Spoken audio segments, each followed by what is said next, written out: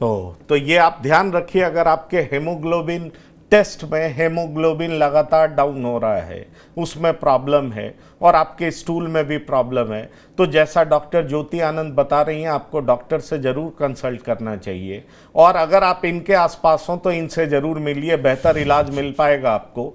तो सबसे बड़ी बात यह है कि rarest of rare disease common क्यों हो रहा है, उस पर हम चर्चा कर रहे हैं। और हमेशा कहा जाता है prevention is better than cure. अगर आप प्रिवेंट कर सकते हैं तो इससे अच्छा कुछ हो नहीं सकता। लेकिन प्रिवेंट आप नहीं कर पाए किसी भी वजह से, चाहे आपके पास जानकारी का अभाव है, चाहे आपके पास अन्य चीजों का अभाव है, फिर भी इसका इलाज संभव है। इस बात को ध्यान में रखिए। अब ऐसी बात नहीं है कि अब इसका इलाज संभव नहीं है। आप समय पर जान पाइए, समय पर डॉक्टर के पास जाइए। कभी भी डॉक्टर के पास जाने से पहले कोताही मत बरतिए कि अरे ये तो मेरा पेट का प्रॉब्लम है, ये पाइल्स हो सकता। अपने मन से डॉक्टर मत बनिए, क्योंकि इसकी अलग पढ़ाई है, अलग तौर तरीका है, इसका अलग स्क्रीनिंग टेस्ट है, जांच परख है। उस प्रोसेस से गुजरिए और तब खुश रहिए। मेरा अगला सवाल आपसे होगा, अक्सर कई बार हम लोगों से सुनते हैं कि ये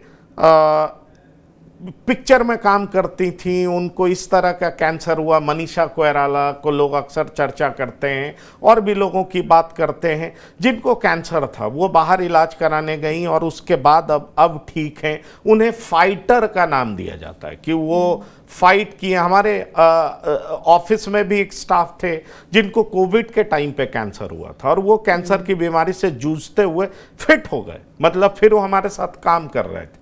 तो मैं आपसे ये पूछना चाहता हूं कि क्या मेंटल स्टेट भी कैंसर से लड़ने में सहायक होता है? जो लोग मानसिक रूप से मजबूत होते हैं, क्या वो कैंसर जैसी घनघोर बीमारी से लड़ने में ज्यादा सफल होते हैं? बिल्कुल। Physical strong as well as mental strength बहुत इंपॉर्टेंट है आपके किसी भी ट्रीटमेंट के लिए, स्पेशली कैंसर ट्रीटमेंट के लिए। देखिए, कीमोथेरेपीज, सर्जरी या फिर रेडिएशन थेरेपी को झेलना उतना आसान नहीं होता। जो कैंसर का ट्रीटमेंट है, कीमोथेरेपीज आपके कैंसर के साथ साथ आपके बॉडी के बाकी सेल्स को भी नुकसान पहुंचाती है। सर्जरी, लंबी सर्जरीज होती हैं, उनके साथ रिकवरी टाइम भी लंबा होता है। उसी तरीके से रेडिएशन का असर भी कहीं ना कहीं पूरी बॉडी पर आता ही है।